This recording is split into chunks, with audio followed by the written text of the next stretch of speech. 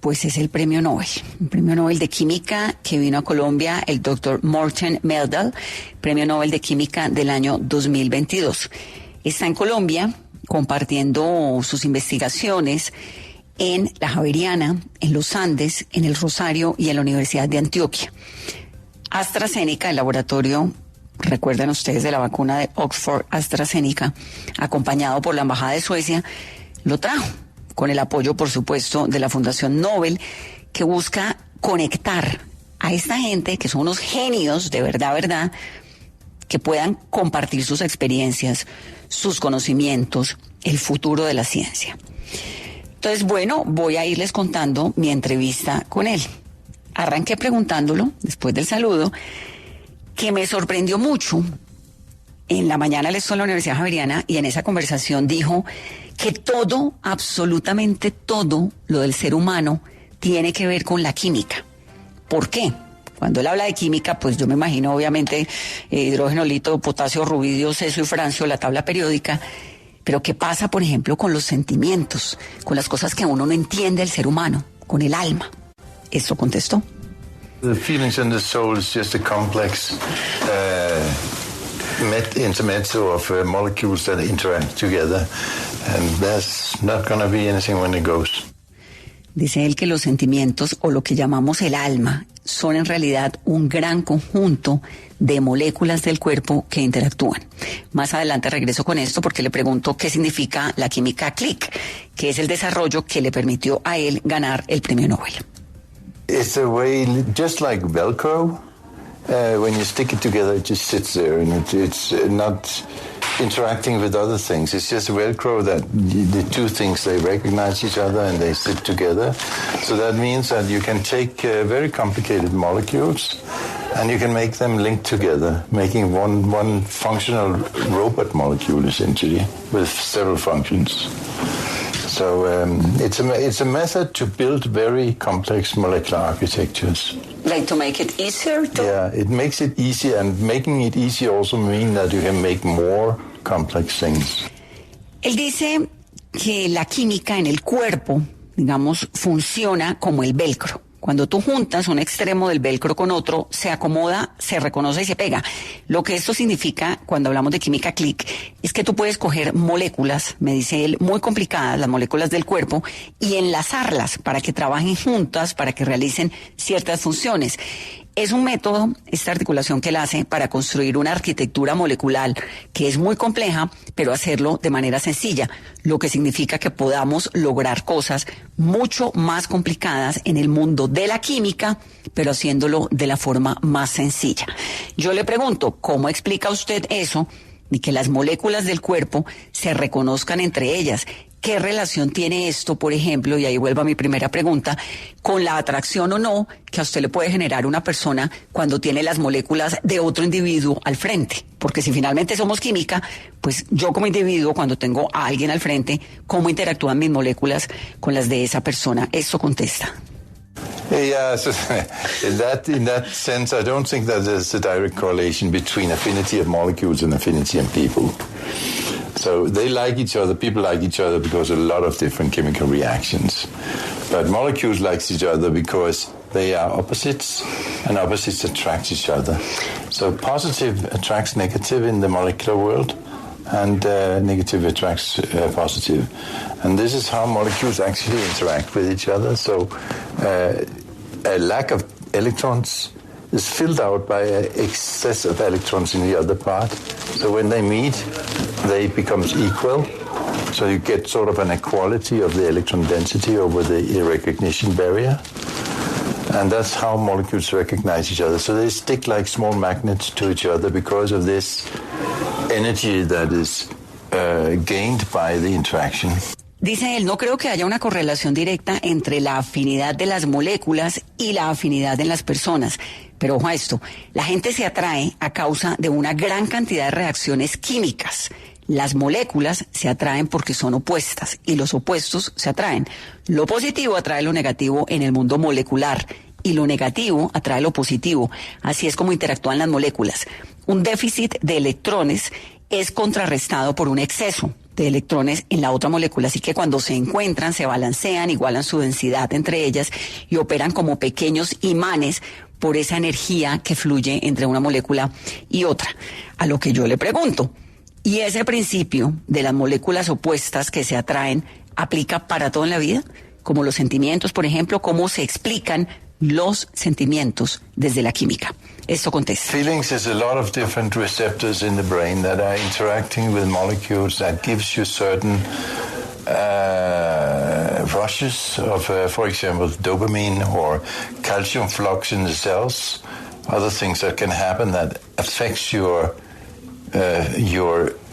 feeling in the nerves, and then in your brain you have a very complex situation in your head molecularly, but it is molecules that interact with each other, all of it. Él dice, los sentimientos son un montón de receptores en el cerebro humano que están constantemente interactuando con moléculas y que te dan ciertas explosiones de dopamina, por ejemplo, o de iones de calcio en las células. Este tipo de cosas que inciden en tus sentimientos, tus nervios y tu cerebro es una relación molecular muy compleja que sucede en nuestras cabezas. Pero todo eso son moléculas en constante interacción. No sé, Carolina, si quiere que vayamos comentando la entrevista, porque a mí me parece que hay que irla comentando para uno poderla entender, ¿no? Yo creo que vale la pena, Vanessa, y de esa respuesta anterior me parece clave lo que él dice, y es lo que muchas veces en esas conversaciones con amigos, con familia, y es que si uno está en una relación con una persona que se parece muchísimo, eso no va a funcionar. Y la química lo está confirmando hoy con lo que dice el Premio Nobel. La gente se atrae a causa de una gran cantidad de reacciones químicas, pero las moléculas se atraen porque son opuestos y los opuestos se atraen. Entonces él dice que todo lo que ocurre es una relación molecular muy compleja la que sucede en nuestras cabezas, pero todo eso son moléculas en constante interacción, todo. A lo que yo le pregunto, ¿todo en la vida? ¿Incluso las decisiones que tomamos? Y mire lo que contesta. Decisions also, there's a free will, but this free will is also controlled by molecules. So it's, if you are at a crossroad, you're deciding should I go that way or that way. But eventually the decision is some sort of molecules that interact. Él dice, está lo que llamamos libre albedrío, por supuesto, pero ese libre albedrío también está controlado por moléculas. Estamos en una encrucijada y decidimos si nos vamos por un camino o por otro, y eventualmente en esa decisión que tomamos hay moléculas interactuando. Yo le pregunto, ¿cómo participa la medicina en esas relaciones de las moléculas? Y contesta esto. Sometimes this goes wrong. For example, you can have a problem with one of the receptors. For example, the serotonin receptors can lead to schizophrenia. And if you then can interact with those, with other kind of molecules that can repair the situation, sort of give less signaling or more signaling on the other side of the cell membrane, then you can actually repair the problem, or you can treat the symptoms at least. Él dice, a veces las cosas salen mal. Puede haber un problema con alguno de los receptores de las moléculas. Los receptores de serotonina, por ejemplo, pueden conducir a la esquizofrenia. Pero si logras que las moléculas con la capacidad de reparar ese problema interactúen con esos receptores en la membrana celular, puedes al menos tratar los síntomas de la enfermedad. A lo que yo le pregunto, ¿cómo explica usted que algunas personas puedan tener una enfermedad y sentirla de una manera distinta a otra? Por ejemplo, el caso del COVID. Y esto contesta. This is a very complex system with a lot of balances. And some balances are more leaning to this side and others to this side. Some have strong response because they have plenty of molecules, like antibodies, for example. Mm-hmm. Others have less of those kind of molecules. Some people are able to recognize something very strongly, others very weaker. So there's a difference in how we actually interact with a pathogen, a foreign organism that comes into us. Hablando de las enfermedades, dice, este es un sistema muy complejo con muchos equilibrios. Algunas personas tienen respuestas más fuertes porque tienen más moléculas, como los anticuerpos. Otras tienen menos moléculas de ese tipo. Algunas personas reconocen esto de una manera más fuerte que otras. Son formas distintas de interactuar con los patógenos o con los organismos externos que llegan a nuestro cuerpo. Y entonces yo le digo, es como una especie de libre albedrío de la naturaleza que dota a unas personas de unas condiciones y a otras de otros. Y me dice lo siguiente. No, it's not. It's just that there's this variation also leading to the complexity of life and the complexity of our surroundings. Él dice, no, son solo variaciones en las moléculas que conllevan a la complejidad de la vida humana y de nuestro entorno. A lo que yo le pregunto, ¿cuál es el papel de Dios en todo esto? Y esto contesta. I don't know if he can add a role to God. I don't see a role for God. Don't you? No, so that's different from person to person. And for me, religion is a very personal thing. It's a cultural and a personal thing. And you have to believe in it if you want to be religious. And I don't. Dice, yo no veo un rol de Dios en todo esto. Cada uno lo ve a su manera. Para mí la religión es algo muy personal, una cosa cultural, personal. Si quieres ser religioso, pues tienes que creer en ello. Yo no lo soy y por lo tanto no lo creo. Y le pregunto por la inteligencia artificial. ¿Cómo juega la inteligencia artificial en todo este desarrollo molecular? Contesta lo siguiente. Artificial intelligence is particularly useful in chemistry because artificial intelligence can take all the information that we have, which is real information, meaning that it's been verified, it's experimentally verified information that always behave in a certain way. This information you can give to artificial intelligence that can then help you extract all the information from the data sets that you give it and use that in explanations. So the good thing about artificial intelligence is that it can actually extract information even we cannot see. Okay. From everywhere. Yeah, so for example, the crystal database with 100 million protein structures is used to train a artificial intelligence called AlphaFold, which can predict now a protein structure from sequence. We have never been able to do that before, because there are some things that we don't know yet about the way molecules interact. Él dice, la inteligencia artificial es muy útil en la química porque puede tomar toda la información verificada que tenemos y ayudarnos a extraer toda esa información y usarla para darle sentido a lo que le estoy contando. Lo bueno de la inteligencia artificial es que puede extraer información que ni siquiera nosotros vemos. Por ejemplo, la base de datos cristalográfica en combinación con un esquema de inteligencia artificial que se llama AlphaFold nos ayuda a predecir estructuras proteicas son del ADN, a partir de secuencias que no hemos podido lograr hasta ahora.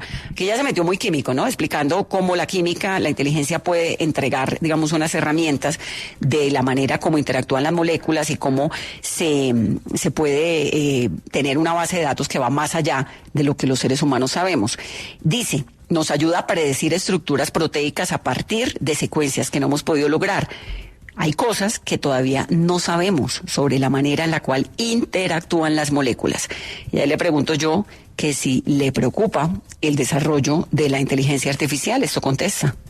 Only in certain areas like defense and war. I think it's extremely dangerous to give decision making to a machine. And this you have to do with artificial intelligence if you want to use it for war purposes. So I think there should be some sort of international regulation of the use of artificial intelligence, just like we have it for nuclear use, you know. Which is so complicated, international. Yeah, it's a very complicated process, in particular these days. Dice, solamente me preocupan algunas áreas como la defensa o la guerra. Es extremadamente peligroso darle capacidad de decisión a una máquina qué es lo que hay que hacer con la inteligencia artificial cuando la usas con propósitos bélicos. Debería haber una regulación internacional para la inteligencia artificial como la tenemos para los temas nucleares. Es un proceso muy complicado, sobre todo por estos días. Eso me pareció genial esa respuesta, Carolina, porque lo que dice, bueno, que hay que regular la inteligencia artificial para el desarrollo bélico, pero que además uno, cuando le da a la inteligencia artificial capacidad de decisión en términos bélicos y de guerra, le está dando pues una herramienta de decisión a una máquina, ¿no?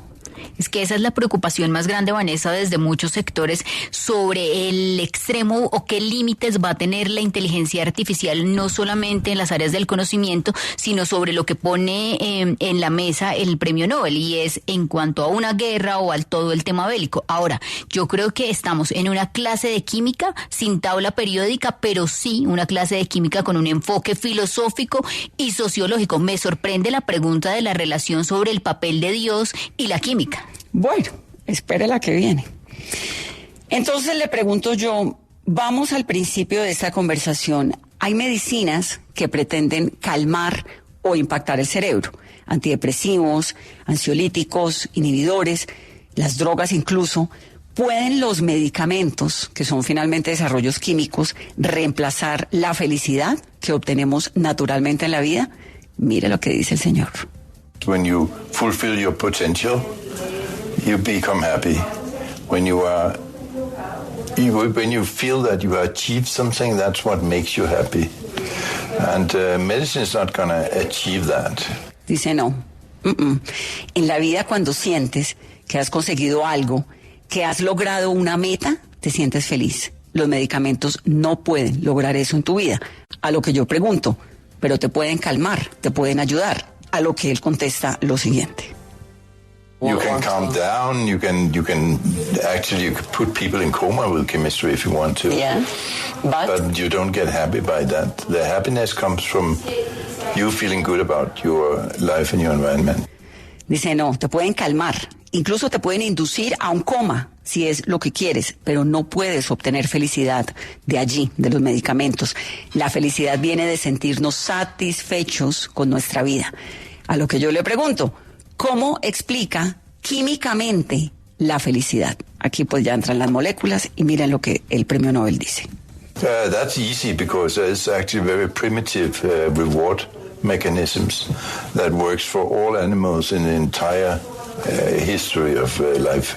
And that is a small molecule that goes into the frontal cortex and gives you a sensation of happiness. So that's a simple one. Happiness is a simple one. Dice que la felicidad es muy simple, que hay mecanismos muy primitivos de recompensa que funcionan para todos los animales y lo han hecho durante toda la historia de la vida en la Tierra. Son pequeñas moléculas que van al lóbulo frontal, y ese con la mano aquí me muestra el entrecejo, y allí dan la sensación de felicidad. La felicidad es muy sencilla químicamente, me dice. Yo le pregunto, ¿los animales pueden ser felices? Y dice que sí, escúchenlo. I think so. You can just see it, look at a dog, it can be sad, it can be happy. Dice, claro que sí, solo hay que ver a los perros, se nota cuando están tristes, cuando son felices. Aquí voy yo, ¿cómo podemos los seres humanos ser felices? ¿Cómo funciona en términos de la química esa felicidad? ¿Qué puedo hacer para producir lo que necesite para ser feliz? Y dice lo siguiente. If you don't get the rewards chemicals in flooding your brain once in a while, you actually become depressed with time. So you have to have this kind of reward once in a while in order to actually be to involve yourself with the things that you need to do. You need to have a reward for doing it. So the word is reward. The reward is dopamine. Si los seres humanos no obtenemos de vez en cuando la recompensa que nos da el flujo de ciertos químicos en nuestro cerebro, con el tiempo nos deprimimos. todos necesitamos esta especie de recompensa cada cierto tiempo para seguir el curso normal de nuestra vida. La recompensa es la dopamina, me dice. La dopamina pues es este líquido que nos ha estado explicando él, que es el químico de nuestro cerebro. A lo que yo le digo, ok, entonces la palabra clave es recompensa, reward. Me dice, sí, esa es la palabra clave. Usted tiene que tener claro, digamos, que lo que hace, esto lo digo yo, no lo dice él, tiene una recompensa, ¿no? Una recompensa emocional, y por eso se causa la felicidad. Y aquí voy yo nuevamente. ¿Y qué ocurre entonces con los generadores de dopamina? ¿Qué pasa con las drogas, las medicinas o lo que produce dopamina? ¿No es una forma también de obtener felicidad? Y mire lo que dice. No, I don't think so. I don't think so. I mean, you feel happy when you get a drug. That's why fentanyl, for example, is very dangerous. It's very difficult to get off again. So you sort of feel happy, but you are not a happy person. Entonces me dice, no, esas drogas que producen dopamina artificialmente no son un reemplazo de la felicidad que nos da la química cerebral. Cuando consumes una droga, como por ejemplo el fentanilo, dice él, que es un ejemplo, por eso es tan peligrosa, sientes felicidad. Y por eso es tan difícil dejarla después. Te sientes feliz, pero no eres una persona feliz. Y ahí ya entonces me despido y le digo que muchas gracias. Y me dice lo siguiente. Pleasure to be here. I'm really happy to be here. It's a nice country, beautiful nature, beautiful people. I feel very good about it. We were downtown in the center, in the main square, and seeing the church yesterday. We saw your beautiful artist. The artist. Botero. Botero. Yeah. Okay, so you went to the Museo Botero. Yes, fantastic. Okay. Yeah. Okay, this is your first time here? Yes. Welcome. Yes, thank you very much.